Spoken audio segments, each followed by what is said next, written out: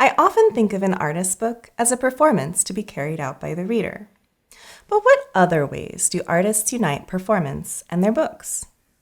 Many of the wide variety of artists who make books have rich practices that extend across various media and disciplines.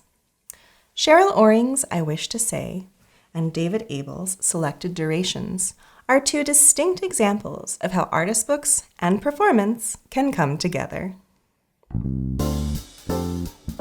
Using tools typically employed by journalists, artist Sheryl Oring examines social issues through projects that examine public opinion and foster open exchange. I Wish to Say is one of her major ongoing projects. It began in 2004 when she was concerned that not enough voices were being heard about the state of affairs in the U.S. With a background in journalism, Oring holds a strong belief in the value of free expression, guaranteed under our Constitution. In the earliest iterations of the project, Oring donned the look of a mid-20th century secretary and set up a portable typewriter in public spaces around the country. She asked passers-by what they wished to say to the President of the United States and typed their responses on a card. Each postcard was small, so the person dictating the answer had to get right to the point. I Wish to Say Volume 2 is one of Oring's earliest books to come out of the project. Right away, I noticed the cover paper seems torn out of a spiral notebook. It's a tactile little detail that alludes to the immediacy of the project. Oring was living in Brooklyn at the time. Actively engaged in the local book arts and printmaking communities, she was inspired to experiment with the book's cover.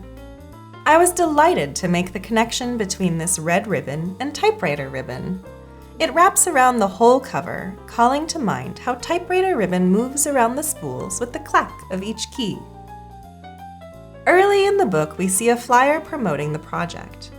It includes Oring's prompt: "If I were President of the United States, what would you say to me?" I Wish to Say Volume 2 is a collection of 17 responses, collected during performances in California in 2004. The originals were mailed to the White House. Carbon copies of the cards and photographic portraits of the participants became the basis of this and other books and exhibitions. When Oring did this performance, it had been a year since the George W. Bush administration invaded Iraq. Photos depicting the horrific abuse of prisoners in the US-run Abu Ghraib prison were just about to become public.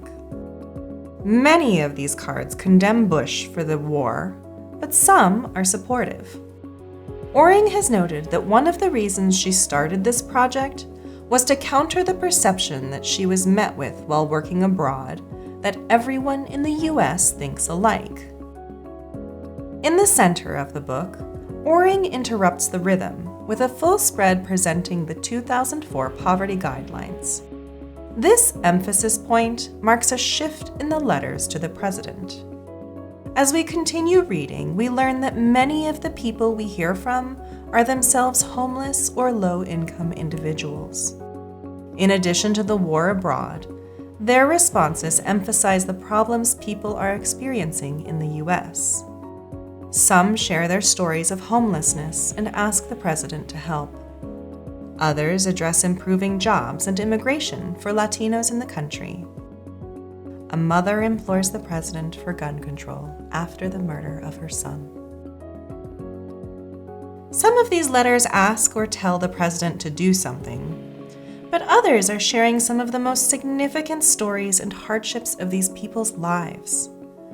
it's clear that one of the most important outcomes of Oring's project is for people to be heard and acknowledged. 2 decades later, I find it frustrating how many of these critical issues have seen little or no progress. Oring has continued performing I Wish to Say, although it has evolved over the years. She's rarely a single performer now, working instead with volunteers to enact performances. She's also developing a kit to bring the project into high school classrooms, another important space in our country where individuals often feel unheard. When I asked Oring how she viewed the relationship between performance and this book, she responded that they work hand in hand. Her performances are ephemeral, but the books become a lasting documentation of the event. As readers, we also gain the perspectives of history, told directly from the people to the president.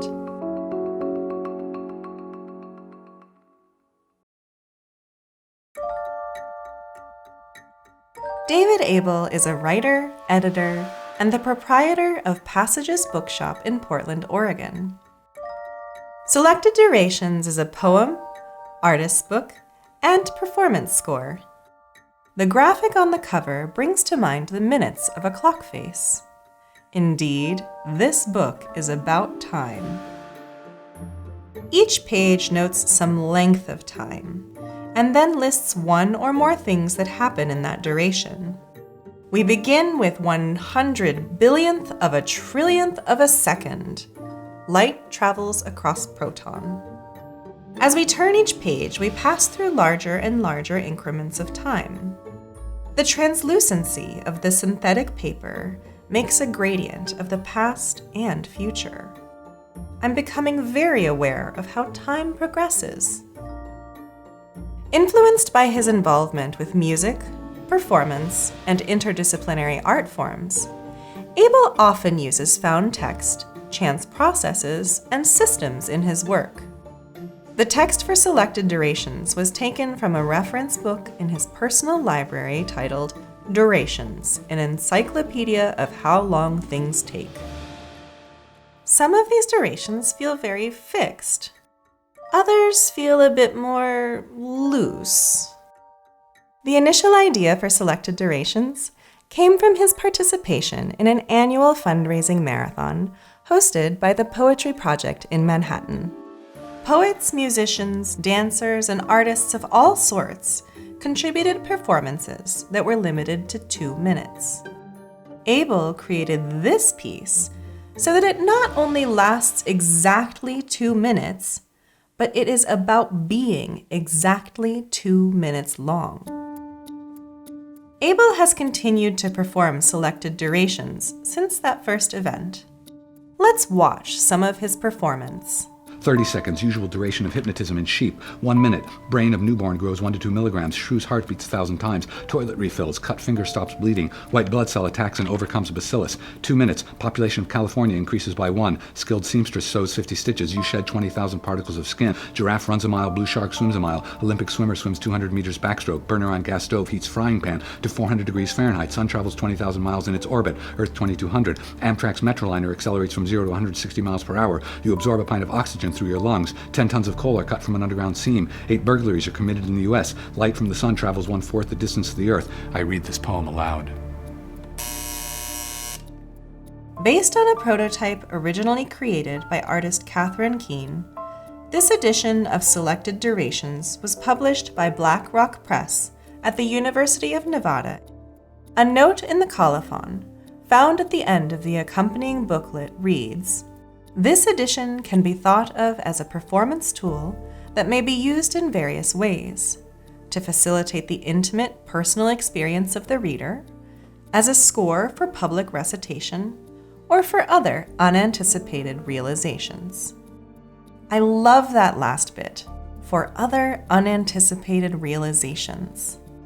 It keeps the book from becoming a fixed object and leaves room for us to imagine, because there are so many opportunities to unite performance and artists' books. I Wish to Say, Volume 2, is an artifact and document of ephemeral events. Selected durations is a performance tool or score. I encourage us all to keep exploring the known and unanticipated ways that performance and artist books align, support each other, and in some cases are one and the same.